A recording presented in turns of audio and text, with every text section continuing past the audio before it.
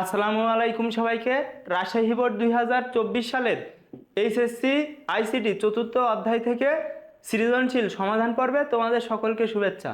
দেখো, আমাদের যে প্রশ্নটি ছিল এখানে ওয়েব পেজ 1 চিত্র 1-এ ওয়েব পেজ 1 দেওয়া রয়েছে। দেখো, এটা দেওয়া রয়েছে, তো এটার জন্য আমাদের কি করতে হবে সেটা প্রশ্নে বলা রয়েছে। এবং এখানে চিত্র 2 ওয়েব পেজ 2 এখানে আরেকটা দেওয়া রয়েছে। এখন গ নম্বর প্রশ্ন, চিত্র 1 এর মতো ওয়েব পেজ তৈরির জন্য এইচটিএমএল কোড লেখো। অর্থাৎ এটার জন্য আমাদের এইচটিএমএল কোড লিখতে হবে।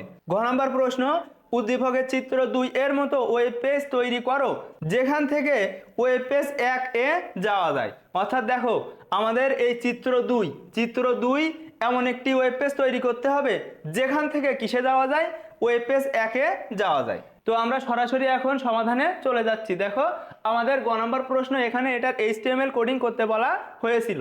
তো আমরা শুরু করব। দেখো, এইচটিএমএল ওপেনিং, বডি ওপেনিং, তারপরে আমরা শুরু করব। দেখো, প্যারাগ্রাফ ট্যাগ, অর্থাৎ এটা কিন্তু প্যারাগ্রাফ স্টাইলই রয়েছে, সেজন্য আমরা পি অর্থাৎ প্যারাগ্রাফ ট্যাগ। তারপরে আমাদের দেখো বোল্ড, অর্থাৎ এই যে বুক লিস্ট এই লেখাটা কিন্তু বোল্ড রয়েছে, অর্থাৎ মোটা রয়েছে, বোল্ড রয়েছে। তারপরে দেখো আন্ডারলাইন রয়েছে, সেজন্য আমরা নেব ইউ ট্যাগ। তাহলে বোল্ডও রয়েছে, আন্ডারলাইনও রয়েছে, আর এখানে প্যারাগ্রাফ হিসেবে এটাকে আমরা ধরেছি।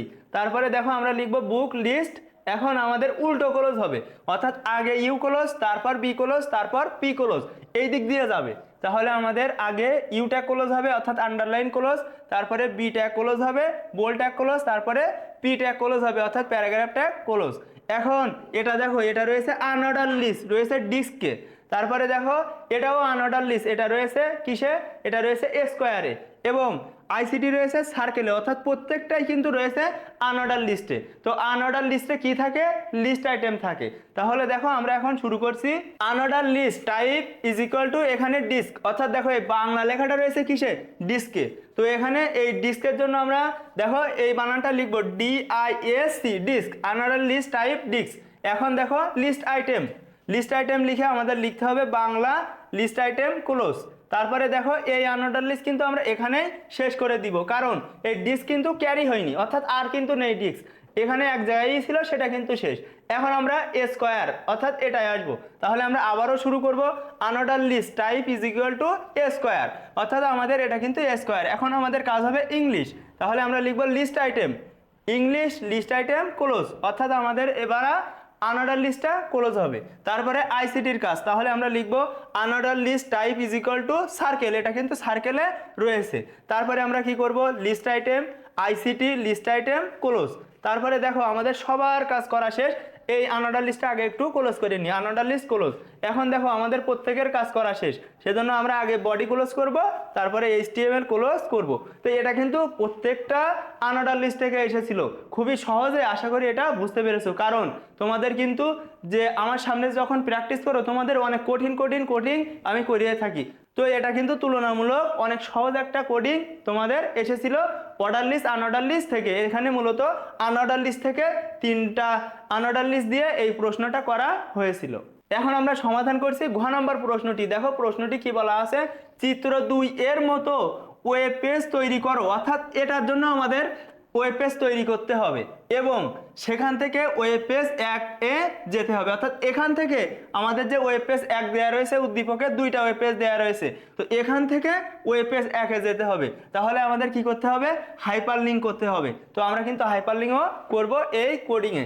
তাহলে দেখো, উদ্দীপকের চিত্র 2 এর মতো ওয়েব পেজ তৈরির জন্য এইচটিএমএল কোড লেখা হলো। তো প্রথমে আমরা এইচটিএমএল শুরু করব, বডি শুরু করব, তারপরে এখানে দেখো প্যারাগ্রাফ ট্যাগ। তো দেখো আমরা এই টোটালটাকে প্যারাগ্রাফ হিসেবে ধরেছি। তো দেখো এখানে প্যারাগ্রাফ, আর এখানে মূলত এখানে কিন্তু একসাথেই রয়েছে, একটু যে ওই সাইডে চলে গিয়েছে, এটা আসলে আমাদের আসলে যে কোডিংয়ে ভুল হয়েছে, কিন্তু এটা কিন্তু এই যে এই লেভেলেই রয়েছে, এটা কিন্তু এই দিকে নেই, এটা তোমরা খেয়াল রেখো। তারপর দেখো আমরা প্যারাগ্রাফ ট্যাগ শুরু করেছি।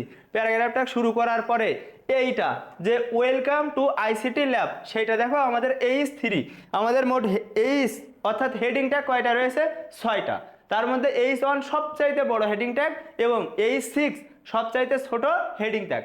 এখন এখানে আমরা H3 লিখেছি, কেন H3 আমি কিভাবে বুঝলাম যে ওটা H3-তে রয়েছে, আসলে ওটা কিন্তু তোমাকে একটু নিজে যাচাই করে অর্থাৎ গেস করে ওটা তোমাকে দিতে হবে। কেউ যদি এখানে H4 দেয় তারটাও হবে, কেউ যদি এখানে H2 দেয় তারটা একটু কি একটু বেশি ডিফারেন্স হয়ে যাচ্ছে, H4 অথবা H3 এই দুইটা তোমরা আনুমানিকভাবে দিবে। আসলে যদি কেউ H2 দেয় তারটাও যে কেটে দেবে তা কিন্তু না, মূলত তোমরা হেডিং ট্যাগটা ইউজ করলেই হচ্ছে। তো H3 H4 এই দুইটা থেকে একটা ইউজ করলে বেশি ভালো। তারপরে দেখো আমরা H3 দিয়েছি অর্থাৎ হেডিং ট্যাগ। এখন আমরা লিখবো, দেখো এখানে আমরা লিখবো ওয়েলকাম টু আইসিটি ল্যাব, এটা লিখবো। তারপরে আমাদের H3 ক্লোজ হয়ে যাবে। দেখো তারপরে আমরা কি করব, তারপরে আমাদের যে কাজটা এটার কাজ করব যে H, তাহলে দেখো H আমরা সিম্পলি লিখলাম, 2কে নিচে নামাতে হবে। তো দেখো 2 রয়েছে নিচে, তো নিচে নামানোর জন্য কোন ট্যাগ তোমরা প্রত্যেকেই জানো, সাবস্ক্রিপ্ট মানে নিচে নামে, SUB সাব। দেখো এই সাবস্ক্রিপ্ট মানে নিচে নামায়, তাহলে এখানে কি হবে সাবস্ক্রিপ্ট ওপেনিং অর্থাৎ সাব ওপেনিং, তারপরে টু, তারপরে সাব ক্লোজ, অর্থাৎ এই 2 কিন্তু নিচে নামলো। তারপরে দেখো SO এদের কোনো কাজ নেই, সেজন্য আমরা SO সিম্পল লিখে দেব। তারপরে দেখো 4কে আবার নিচে নামাতে হবে, সেজন্য আমরা আবারও সাবস্ক্রিপ্ট শুরু, তারপরে দেখো 4 সাবস্ক্রিপ্ট ক্লোজ, অর্থাৎ দেখো সাবস্ক্রিপ্ট মানে কি লেখাকে নিচে নামায়, তাহলে এই 4 কিন্তু নিচে নেমে যাবে। দেখো আমাদের ইটালিক ট্যাগ শুরু করতে হবে, কারণ এটা দেখো বাঁকা রয়েছে, সেজন্য আমরা ইটালিক ট্যাগ শুরু করেছি। এখন আমরা কি করব, এখন আমরা লিখবো দেখো A যোগ B, এটা আমরা লিখে নিব, অর্থাৎ এটা লিখে নিব। তারপরে দেখো 2কে ওপরে তুলতে হবে, তো ওপরে তোলার জন্য আমরা সুপার স্ক্রিপ্ট ব্যবহার করি, SUP সুপ, তো সুপ, তারপরে 2 সুপ ক্লোজ, তারপরে দেখো সমান সমান আর এটা আমরা লিখে নিব। তারপরে আবারও 2কে উপরে তুলতে হবে, তাহলে আবারও সুপ ওপেনিং 2 বা 2 সুপ ক্লোজিং। তারপরে আমরা কি করব দেখো প্লাস 2AB, এদের কোনো কাজ নেই, আমরা প্লাস লিখে নেব। তারপরে 2AB যোগ B, এদের কোনোই কাজ ছিল না, এখন আমাদের কাজ করতে হবে AB-কে ওপরে তুলতে হবে, তাহলে আমরা আবারও লিখব সুপ অর্থাৎ সুপার স্ক্রিপ্ট, তারপরে আমরা লিখব 2 সুপার স্ক্রিপ্ট বা সুপ ক্লোজ। তারপরে দেখো আমাদের আই ট্যাগ অর্থাৎ ইটালিক ট্যাগ শুরু করেছিলাম সেটা কিন্তু শেষ হবে। এখন দেখো গো টু ওয়েব পেজ 1, এখানে যদি আমাদের যেতে হয় তো এখানে ক্লিক করলে আমাদের নিয়ে যাবে কোথায়, ওয়েব পেজ 1-এ। তাহলে এখান থেকে আমাদের হাইপারলিংকটা করতে হবে। তো হাইপারলিংক করার জন্য আমাদের যে ট্যাগ ব্যবহার করতে হয় এ ট্যাগ অর্থাৎ অ্যাঙ্কর ট্যাগ।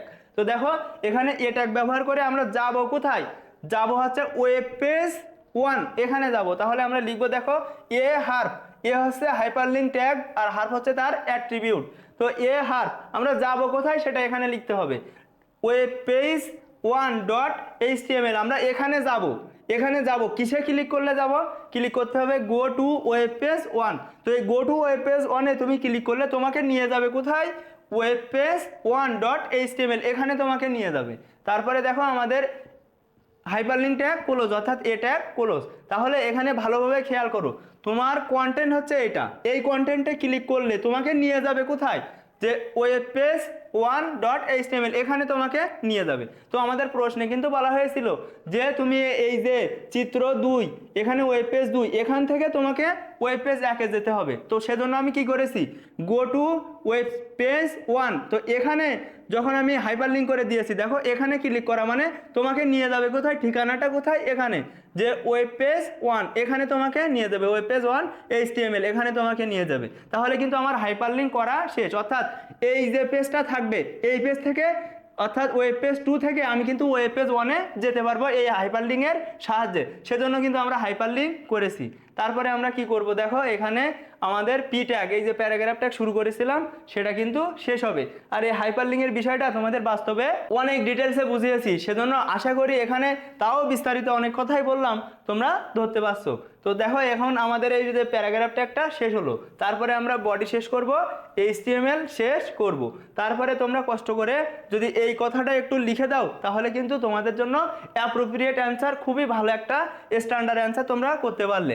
লিঙ্কটিতে ক্লিক করে অর্থাৎ দেখো এখানে এই যে লিঙ্ক, এই লিঙ্কে ক্লিক করে ওয়েব পেজ 1-এ যাওয়ার জন্য প্রথমে একটি ফোল্ডার বানিয়ে ওয়েব পেজ 1.html ফাইল তৈরি করে সেখানে ওয়েব পেজ 1 এর কোডটি সেভ রাখতে হবে এবং ওয়েব পেজ 2.html নামের আরেকটি ফাইল তৈরি করতে হবে। এতে করে ওয়েব পেজ 1 এর লিঙ্কটিতে ক্লিক করলে ওয়েব পেজ 1 দেখা যাবে। দেখো এখানে যদি তুমি ক্লিক করো তাহলে তোমার যে ওয়েব পেজ 1 সেটা কিন্তু দেখা যাবে। তো তোমাকে এখানে ক্লিক করতে হবে, তোমাকে নিয়ে যাবে ওয়েব পেজ 1-এ। তুমি ওয়েব পেজ 1-এ ক্লিক করবা, তোমাকে ওয়েব পেজ 1-এই নিয়ে যাবে, অর্থাৎ এই ওয়েব পেজ 1-এ ক্লিক করবা, 2 নাম্বার ওয়েব পেজের ওয়েব পেজ ওয়ানে ক্লিক করলে তোমাকে ওয়েব পেজ ওয়ান অর্থাৎ আর একটা উদ্দীপকে যে প্রথমে দুইটা দেয়া ছিল না, একটা ওয়েব পেজ ওয়ান আর একটা ওয়েব পেজ টু, তো ওয়েব পেজ টুতে আমরা হাইপারলিঙ্ক করেছি। তো এখানে যখন আমরা ক্লিক করব আমাদের ওয়েব পেজ ওয়ানে নিয়ে যাবে। তো সেই কথাটাই কিন্তু আমাদের প্রশ্নে বলা হয়েছিল। এই ভিডিওটা আমি যে কথাগুলো বলেছি এটা যদি 1 থেকে 2 বার তুমি শোনো, অবশ্যই তুমি আমার কথা বুঝতে পারবে।